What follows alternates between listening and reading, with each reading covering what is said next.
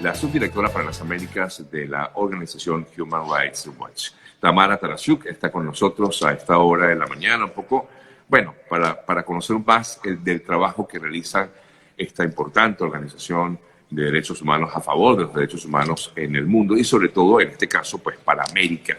Hemos visto, bueno, estos últimos días de este año, Tamara, son importantes porque hay movimientos electorales. Los más recientes, el más reciente fue lo que ha sido calificado por muchos como una farsa en Nicaragua, también lo que se espera para este fin de semana en Chile y por supuesto en Venezuela. ¿Cómo han visualizado ustedes como organización a favor de derechos humanos estos procesos electorales en Latinoamérica? Tamara, buen día. Buen día, Sergio. Evidentemente es un momento de muchos cambios electorales en la región. Obviamente no podemos comparar la situación en Chile, donde hay una democracia, con la situación en Nicaragua o en Venezuela. Nuestro énfasis o enfoque, te diría, en estos contextos es ver qué condiciones hay para ejercer el derecho a votar, a ser electo, a presentarse a cargos públicos. Y eso en Nicaragua, como tú decías, ha sido una farsa absoluta. Hay casos, hubo 7 candidatos presidenciales que fueron detenidos en el transcurso de la campaña, más de 30 personas más, además de estos, que fueron detenidas por oponerse al gobierno. Claramente ahí hubo un fraude electoral y la respuesta fue contundente, ¿no? De gran parte de la comunidad internacional cuestionando los resultados electorales, y la OEA hoy está evaluando sobre la base de eso si aplica la Carta Democrática a Nicaragua, que podría implicar incluso expulsarla de la organización. Bueno, de hecho, ayer Daniel Ortega decía que es casi que inminente su salida de la OEA. Un poco lo que ocurrió con el régimen venezolano en la OEA también, ¿no? Exacto, el Consejo Permanente está evaluando las condiciones en Nicaragua, tiene plazo hasta el 30 de noviembre para ver qué decide con respecto a la Carta Democrática de Nicaragua. Ahora, Tamara, por supuesto, cada vez que escuchamos esto de parte de la misma Organización de Estados Americanos, ¿qué efectos trae? Porque pasó con Venezuela, digamos, no ocurrió nada más allá. ¿Qué efectos puede traer para Nicaragua, por ejemplo? Sabemos de sanciones, de bloqueos económicos quizás a la nación, donde al final se termina perjudicando son los mismos nicaragüenses. Le pregunto, ¿qué efectos tiene este tipo de decisiones? Mire, yo creo que aisladamente es difícil que ninguna de estas decisiones por la comunidad internacional solucionen los problemas de un país determinado, pero sí es parte de un conjunto de medidas de presión que envían un mensaje claro sobre el nivel de tolerancia que tiene la comunidad internacional democrática ante este tipo de abusos. Entonces yo lo pensaría, no en sí mismo, porque la decisión no es saber cuál es la consecuencia de que expulsen a Nicaragua de la OEA, sino qué significa eso sumado a las sanciones dirigidas a Rosario Murillo, que impuso la Unión Europea, que impusieron otros gobiernos, las sanciones que fueron adoptadas por Canadá, por Estados Unidos, los informes contundentes a nivel internacional documentando gravísimas violaciones de derechos humanos. Es todo parte de una estrategia de presión. Lo cierto es que en Nicaragua Daniel Ortega se está aferrando al poder porque no le queda otra, porque si sale termina preso. Se acaba de ganar su 4º mandato consecutivo en unas elecciones que se las robó abierta e impunemente. Ahora, Tamara, pero siempre apoyado por gobiernos como el de Rusia, por ejemplo. Digamos, sí, sus grandes aliados, claro, sus grandes aliados son Rusia, Cuba y Venezuela. Claro. Con amigos como esos, ¿qué podemos esperar, verdad? Hablando de Venezuela, viene el proceso electoral, el próximo 21 de noviembre, un proceso electoral que, bueno, que ha sido criticado, muy cuestionado, pero al final está yendo un grupo de la llamada oposición, porque sabemos que en Venezuela hay diferentes oposiciones, hay de todo en Venezuela. Yo sé que a veces es un panorama difícil de entender, pero bueno, hay un proceso electoral para el próximo 21 de noviembre. ¿Cómo lo ve Human Rights Watch en estos momentos? Mira, las condiciones en Venezuela indican que es imposible que hayan elecciones libres y justas hoy. O sea, Venezuela es un país donde hay personas que están acusadas de delitos que no cometieron, opositores políticos presos, exiliados, inhabilitados, los medios de comunicación no cumplen la función de darle el espacio a todos los distintos partidos. Yo no me estoy metiendo en la cuestión técnica sobre el voto en sí mismo, pero las condiciones es una condición que no permite elecciones libres. Hay un punto importante para resaltar que tiene que ver con la observación electoral. Por primera vez en 15 años va a venir la Unión Europea a ver qué es lo que está pasando en Venezuela. Tiene un mandato súper amplio para poder tener acceso a todos lados, poder decir qué es lo que está pasando. No va a cambiar las condiciones para estas elecciones, claro, pero si hicieran bien su trabajo, que es una gran pregunta y hay que meterles presión para que lo hagan, podrían dejar en claro, de una manera objetiva, cuáles son los enormes problemas que hay en Venezuela para que eventualmente otras elecciones puedan ser libres y contribuir a la transición en Venezuela. Entonces creo que sí hay que rescatar el valor, sobre todo la Unión Europea, porque las otras misiones electorales son un poco más flojitas en cuanto a la capacidad que tienen de incidir.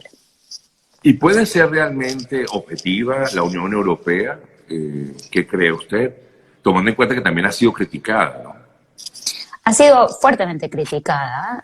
Mira, lo que te puedo decir es que el precedente del 2005, la última vez que lo hicieron, no es malo. O sea, luego de las elecciones del 2005 establecieron en un informe qué era lo que había ocurrido, cuáles eran los problemas, y nunca más los invitaron. Entonces hay que ver qué es lo que pasa. Yo no creo que la presencia de los observadores electorales legitimen al régimen o a las elecciones. Ajá. El régimen los va a tratar de usar, porque es lo que mejor le sale hacer. La gran pregunta, como te decía antes, es ¿qué van a hacer? ¿Van a hacer su trabajo? ¿Van a pronunciarse si ocurre una barbaridad en el medio del camino? ¿Van a hacer un informe preliminar contundente inmediatamente después de las elecciones? El informe posterior que tienen que publicar dentro del mes y 3 meses después de las elecciones será lo suficientemente claro y fuerte sobre el desastre que es Venezuela hoy, porque una cosa es que lo diga yo, lo diga Human Rights Watch, otra cosa es que lo diga la misión electoral de la Unión Europea. Entonces, hay que ver cuánto juega la política en esto, pero que tienen la posibilidad de jugar un papel importante, la tienen. Hay que ver qué hacen con esas facultades que tienen. ¿Y qué ocurriría, Tamara, si dice este proceso electoral está viciado o estuvo viciado? Creo que eso lo que nos da es un mapa, una ruta sobre qué es lo que hay que hacer para que hayan elecciones libres en Venezuela. Y claramente eso no legitima al régimen, ¿verdad? Así que con eso podemos establecer qué es lo que hay que negociar para que hayan elecciones en Venezuela que sean creíbles. Está el futuro de las elecciones en Venezuela en gran medida en manos de la Unión Europea. Y por eso, pues, es el peso que tienen en estos momentos de verlo realmente de una forma objetiva, cosa que a ver, no es sencillo porque también tienen presión política, como tú bien comentabas, presión política tanto de un lado como del otro y de todos los sectores también, digamos, políticos en el país y en la comunidad internacional. Así es. La gran pregunta es si van a sacrificar contenido y hablar con claridad de lo que está pasando en el país a cambio de acceso. Y ojalá que no lo hagan. Esto pudiera dar pie a lo que pudiera ser un nuevo proceso electoral en Venezuela. Algunos hablan de un referéndum revocatorio. ¿Lo ves factible, Tamara, en los próximos años? No lo sé. Creo que esto es un proceso de transición largo. O sea, la idea de que habrá un cambio de régimen de un día para el otro es una idea un poco ilusa, me parece. Esto es un proceso. Ojalá que el proceso continúe. Pero hay que ver, te reitero, o sea, yo creo que hay muchas expectativas puestas. La politización es inevitable y hay que ver qué es lo que ocurre no solo el domingo, sino en los próximos meses, y de qué manera este proceso puede generar condiciones o requisitos para, ojalá, negociaciones serias en México o donde sea. Vamos a ver qué es lo que ocurre. Bueno, hablando de esas negociaciones, ahí está esa supuesta negociación en México que ya, de la cual hablabas, que no ha llegado absolutamente a nada, ¿no? No sé, y de hecho, no sé si llegará a algo como tal, Tamara. Eh, lo veo tan difícil, tan cuesta arriba. No sé si ustedes lo ven así, creo que también, ¿no? Definitivamente es cuesta arriba, tienen una agenda de trabajo con unos problemas que son casi imposibles de resolver. Sin embargo,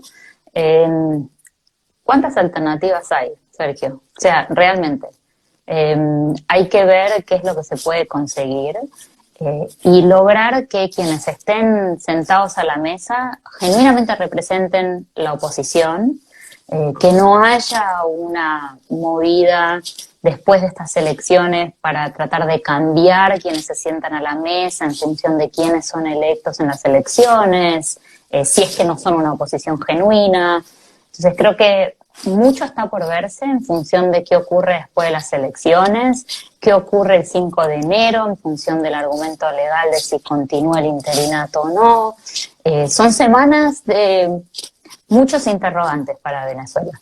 Sí, hablando de ese interinato, ya que lo tocas, ¿qué significaría como tal? ¿Realmente hay la posibilidad de que esto continúe? Porque no sé si sería o caería en la inconstitucionalidad si es que ya no cayó. Nosotros no hemos hecho un análisis legal de eso, así que no tengo una respuesta para darte. Ya. Creo que lo importante acá es encontrar espacios para que quienes buscan una transición democrática Sí. puedan ejercer las facultades para lograrlo. Así es, así es. Tamara, otro, hablando justamente, leo comentarios y la gente dice que, bueno, que esto es una transición a lo Cuba, que termina ya teniendo más de 60 años. Vimos esta situación vivida recientemente en Cuba, en lo que iba a ser una movilización para el 15 de noviembre. Ayer vimos que uno de los promotores terminó en España. ¿Cómo lo visualizan ustedes también como organización de derechos humanos, Tamara? El hecho de que uno de los principales voceros de esta movilización termina huyendo a España, dice él que se quebró. Me imagino que se debió haber sentido bien presionado buscando la manera de tratar de alzar su voz. Sí, la situación en Cuba es realmente preocupante. Como tú sabes, las protestas de julio fueron las más masivas en muchísimo tiempo en Cuba. La represión fue brutal. De hecho, quedan más de 500 personas que permanecen detenidas de las protestas de julio. Sí. Las condiciones para las protestas de noviembre, del 15 de noviembre, fueron distintas, porque como fue anunciada y no fue una protesta espontánea, le dio chance al régimen de responder, de decir que eran ilegales porque tenían el objetivo de reformar el sistema político de Cuba y que eso está en la Constitución. Y lo que hicieron fue intimidar a la gente para que no saliera. Mandaron a policías, militares, a la seguridad del Estado, a las casas para que no protestaran. Los pocos que salieron a protestar terminaron detenidos.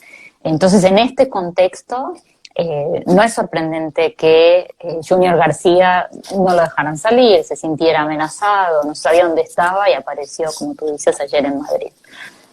Pero eso es porque es un contexto enormemente represivo, donde todos los que están alzando la voz, desde la oposición política, artistas, terminan detenidos o exiliados.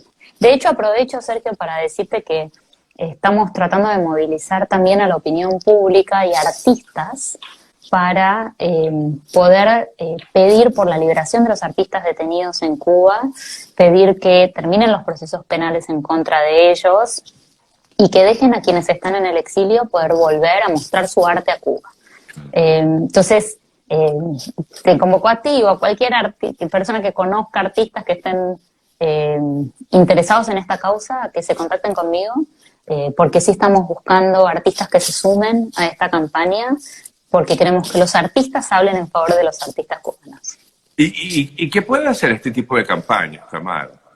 El régimen cubano puede cambiar su punto de vista con campañas como esta, que de hecho vi recientemente, entre otros personajes, hablar a Rubén Blades, entre otros grandes personajes de la música, hablando sobre la situación en Cuba. Pero realmente eso puede hacer cambiar al régimen.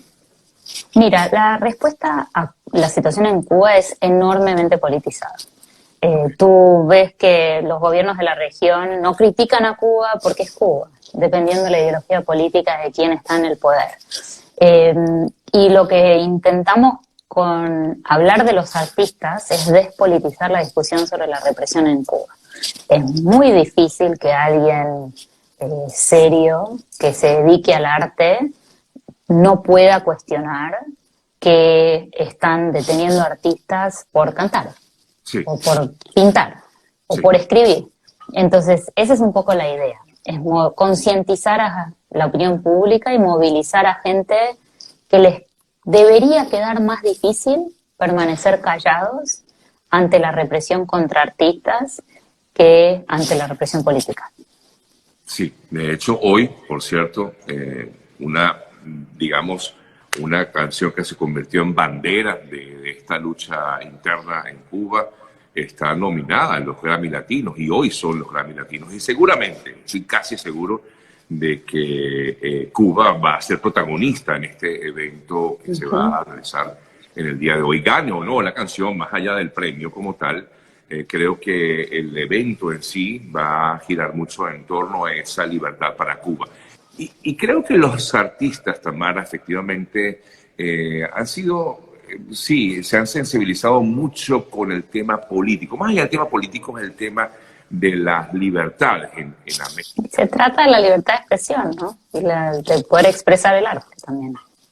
Exactamente, entonces claro, se sienten cohibidos los mismos artistas, y esto influye, o sí, definitivamente influye en el resto de la población, que está cansada y quiere cambios y no los puede hacer, no los puede adoptar por precisamente estos regímenes. Ya concluyendo, y no quiero tampoco pues quitarte más tiempo, Tamara, sigue la penetración, digamos, de este tipo de regímenes en Latinoamérica. Vimos que hay, por ejemplo, un despertar, por llamarlo así, de alguna manera en Argentina, con lo que fue la más reciente elección legislativa. No sabemos qué vaya a pasar en Chile este fin de semana. Vienen también próximamente otras elecciones, como es el caso de Brasil, ya para dentro de unos años. En fin, hay un despertar por cambios políticos. ¿Esto es favorable? Pero ojalá todos los cambios políticos se dieran a través de elecciones limpias y genuinas. Es la mejor manera que tiene el pueblo de expresar cómo quiere ser gobernado. Uno puede estar más o menos de acuerdo con las distintas figuras políticas, pero en la medida que esto sea consecuencia de una decisión popular genuina, en un Estado donde haya frenos y contrapesos, si exista un poder judicial, un poder legislativo que puedan reaccionar ante los abusos de poder, estamos en el mejor escenario. Creo que el trabajo en América Latina está muy cuesta arriba en este sentido, encontrar gobiernos, estados donde existan elecciones limpias y un poder judicial y un poder legislativo que activamente frenen los abusos de poder, es bastante excepcional. Entonces estamos ante democracias que no existen, no son muy frágiles, y el gran desafío es avanzar hacia consolidar eso, ¿no?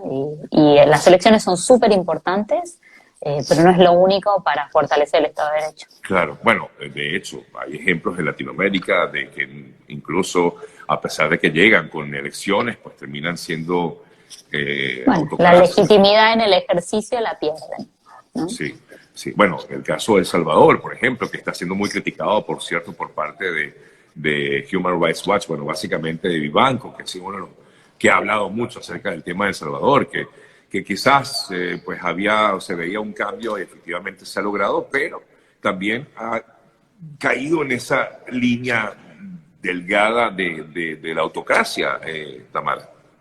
Así es. El Salvador es un buen ejemplo de un gobernante autócrata que gobierna por Twitter y que ha decidido llevarse puesto al poder legislativo y al poder judicial. O sea, que no es una democracia del todo. No sé, yo siempre me hago esa pregunta, o sea, yo sé que tú no tienes, pero es que me hago esa pregunta. ¿Realmente hay democracia en El Salvador? ¿O qué pasa en El Salvador? En El Salvador hay un presidente que gobierna sin ningún freno y contrapeso. La base del Estado de Derecho es que existan tres poderes que puedan ejercer sus facultades, que los jueces sean electos Sí. Y que no sean destituidos. Y eso, desgraciadamente, en El Salvador se está perdiendo. Entiendo. Un poco lo que pasó en Venezuela en su momento también, cuando Y ganó Chávez. muchísimo más rápido. Chávez tardó como 10 años en hacer lo que Bukele tardó 1 y medio. Cierto. Tamara, gracias. Gracias por tu tiempo. ¿Sí? Fuerte abrazo. Gracias a ustedes. Vale, Chao. a una pausa y ya venimos.